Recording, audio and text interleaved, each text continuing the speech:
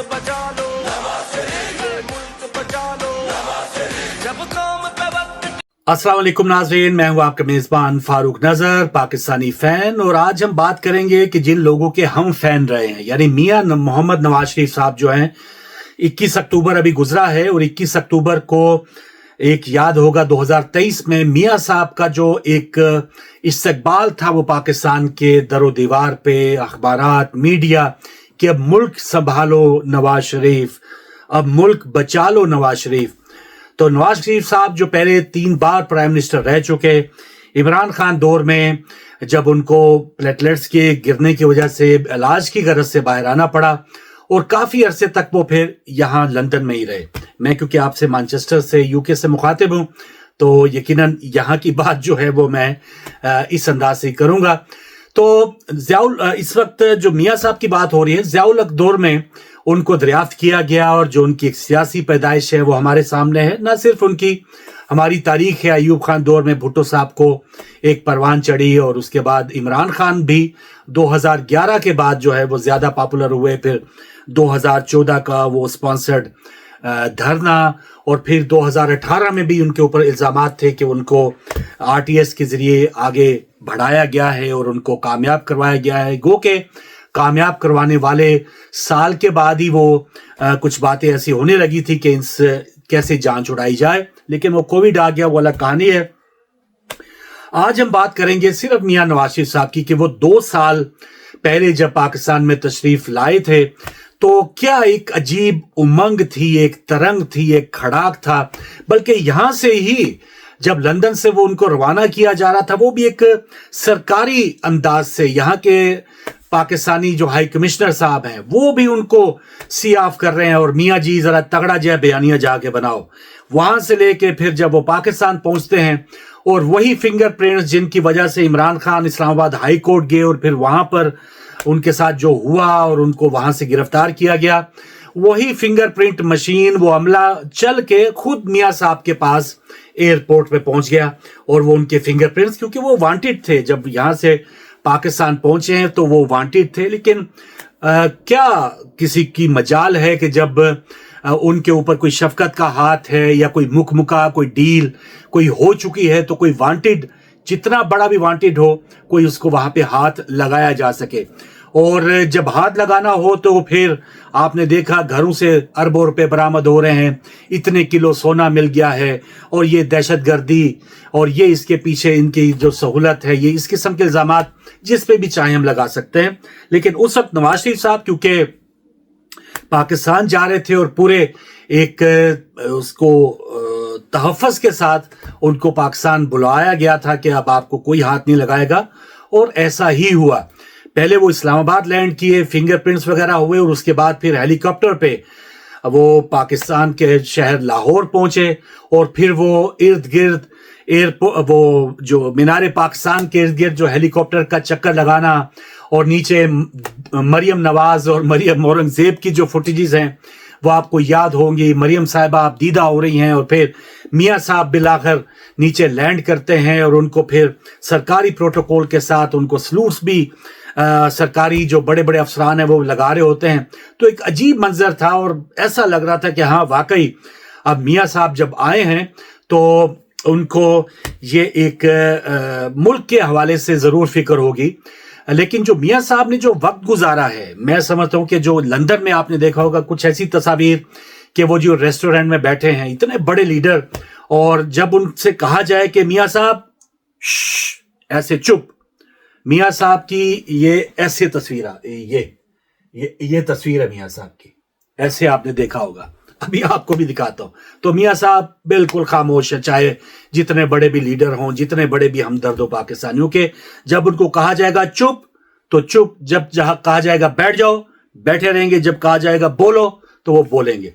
तो वो इस चीज के ऊपर पूरा उतर रहे हैं। और अफसोस की बात भी यही है, एज ए पाकिस्तानी मुझे इतना दुख है कि वोट को इज्जत दो, 3 टाइम प्राइम मिनिस्टर बेनजीर साहिबा की शहादत के बाद वन एंड ओनली एक ऐसा सियासतदान जो मुल्क को आगे बढ़ा सकता था, लेकिन एक जाती मुफादात के लिए, जाती कुछ तरजीहात के लिए वो अपनी तमाम जो 80s में देखे वो आए थे और तकरीबन 40-50 साल जो उनका एक तजर्बा था वो अब इस काबिल नहीं है कि वो पाकिस्तानियों के लिए कोई खिदमत सर अंजाम दे सके। अपनी बेटी के लिए ज़रूर वो कुछ ना कुछ अचीव करना चाहते हैं। जहां जरदारी साहब की ये ख्वाहिश है, वो रिकॉर्ड कह चुके हैं कि जी मेरी सबसे बड़ी ख्वाहिश है बिलावल साहब को मैं प्राइम मिनिस्टर देखूं। उसी तरह मियां नवाज शरीफ साहब की भी ऐसी ख्वाहिश होगी यकीनन कि वो मरियम साहिबा को प्राइम मिनिस्टर देखना चाहते हैं। और मरियम साहिबा ने तो ऐसे जैसे वो कहते हैं ना मल मार ली है, वो हर चीज के ऊपर पंजाब के जो भी वसाइल हैं वो ऐसा कह रही कि हर चीज मेरी है, पैसा भी मेरा है, वसाइल भी मेरे हैं।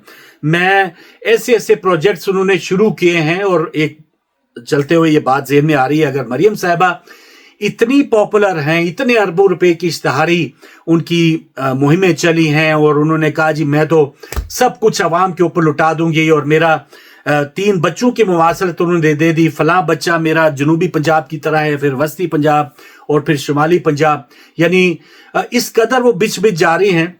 लेकिन ग्राउंड रियलिटी ये है कि आज भी वो हिम्मत नहीं कर रही कि वो डब्बे जो हम रखते हैं ना इलेक्शनों के दिनों में, बैलेट बॉक्स, वो रखने की हिम्मत आज भी मरियम साहिबा में नहीं है। बल्दियाती इलेक्शन से आज भी पंजाब हुकूमत भाग गई है।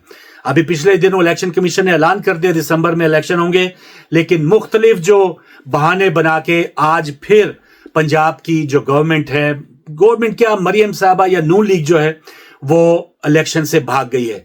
तो भाई क्यों भाग गए हैं? अगर आप इतने पॉपुलर हैं तो आपको ये भागना नहीं चाहिए था।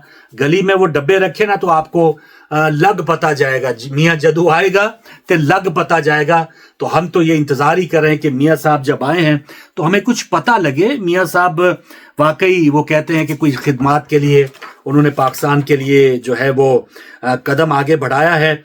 और मियाँ साहब की ये जो खामोशी है इस पर जितना हमें समझ आ रही है वो यही है कि अवाम जो इस वक्त नई जनरेशन है वो तमाम इस किस्म के हरबे, अब मरियम साहबा ने इतना कुछ कर लिया, फुटेजेस और पूरा एक स्क्रिप्टेड जो भी उनके सारे जो मामला वीडियो फुटेजेस होती है वो पूरी स्क्रिप्टेड और पूरी एक रिहर्सल के साथ वो जब सर अंजाम दे रही होती हैं। लेकिन फिर भी एक जो ग्राउंड रियलिटी है, मियाँ साहब कम से कम इतना जरूर जानते हैं कि हमारे पल्ले कुछ भी नहीं है। हमें जब वो वोट के डब्बे रखे जाएंगे अवाम हमसे बदला जरूर लेंगे।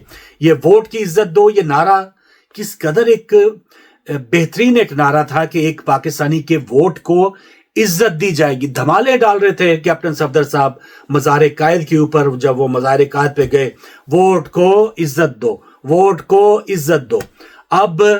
अब मुझे नहीं पता, वोट को तो दूर की बात रहेगी, उनकी घर में भी कोई इज्जत रही है इस किस्म की बातें करने के बाद, और वो बिल्कुल लाताल्लुक है। हालांकि वो जब इलेक्शन कैंपेन होती थी, चले ये उनका कोई जाती मामला होगा, लेकिन फिर भी जो सियासी तौर पे हमें सामने नजर आ रहा है वो यही है कि कैप्टन सफदर साहब भी बिल्कुल आउट ऑफ स्क्रीन है। मियाँ साहब बिल्कुल खामोश हैं। और फिर शहबाज शरीफ साहब जो हैं वो काम कर रहे हैं कि एज ए पाकिस्तानी ठीक है, आप एक जिस तरह से भी प्राइम मिनिस्टर बन गए हैं अच्छी बात है, लेकिन जो पाकिस्तान की तर्जुमानी आप इंटरनेशनली कर रहे हैं वो थोड़ा सा बावकार अंदाज उसका होना चाहिए। आप ऐसे इंसान को आप ही सलूट करना शुरू कर दें, जो जैसे ट्रम्प साहब को आपने सलूट किया, आप उनकी तारीफों के पुल बांध रहे हैं कि आप ये कर दिया, वो कर दिया, अमन कर दिया, और उसी के बाद फिर दोबारा इसराइल ने फ़लस्तीन पे हमला कर दिया। तो ये सारी चीज़ें मुझे याद आ रही थी और आज मैंने सिर्फ टोटल इसी बात पे रहना था कि मियाँ नवाज शरीफ साहब को ये सारे जो हालात हैं, अपनी सियासी जो भी तजर्बा था उनको बाहर निकलना चाहिए था, अपनी आवाज़ बुलंद करनी चाहिए थी। लेकिन ऐसा लग रहा है कि वही जैसे ज़ियाउल हक ने मियाँ साहब को सपोर्ट किया था, वो चाह रहे हैं कि जनरल आसिम मुनीर साहब जो हैं वो मेरी बेटी को सपोर्ट करें और वो आइंदा का मुस्तकबिल वो इस अंदाज से देख रहे हैं। तो ये एक पाकिस्तान की बदनसीबी होगी। लेकिन ये यकीन कर लें मियाँ साहब, ये 80s या 70s वाला दौर नहीं है। और अच्छा किया आपने, ये जो एक चालाकी जो आपने की है इलेक्शन, बल्दियाती इलेक्शन मुलतवी करने की, ये आपने ठीक है, क्योंकि आपको इतना तो एहसास होगा कि हमारे पल्ले कुछ नहीं है अगर डब्बे बाहर रखे जाएंगे, क्योंकि जलसे आपके खुद के जलसे जो थे वो फ्लॉप थे। आपने उम्रे के टिकट, आपने मोटरसाइकिल, आपने ये तक कह दिया कि जो नून लीग के जलसे में जाएगा उसको उम्रे का सवाब और वो तो जन्नती है। ये सब तो कुछ कहने के बावजूद आपके जो जलसे थे 2024 में वो बिल्कुल फ्लॉप थे, और कई जलसों में तो आप फिर गए ही नहीं कि क्या बेइज्जती करवानी है। तो ये जो आप भागे इलेक्शन से, ये बिल्कुल आपने ठीक किया है, लेकिन पाकिस्तान के लिए मियां साहब ये आपने ठीक नहीं किया। आपको आवाज उठानी चाहिए थी, वोट को इज्जत दिलवानी चाहिए थी।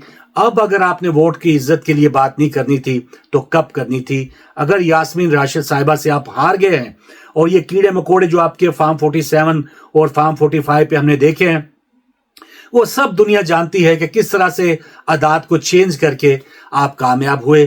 तो ऐसी कामयाबी मियां साहब, वही बात के कोई और होता शायद इस पे ज्यादा शर्मिंदा होता, लेकिन मियां साहब पता नहीं कौन सी खुराक खाते हैं कि उनके अंदर जो शर्मिंदगी है, जो एहसास है, जो एक सियासी तौर पे जो रवादारी होती है, वो सब बिल्कुल खत्म हो चुकी है।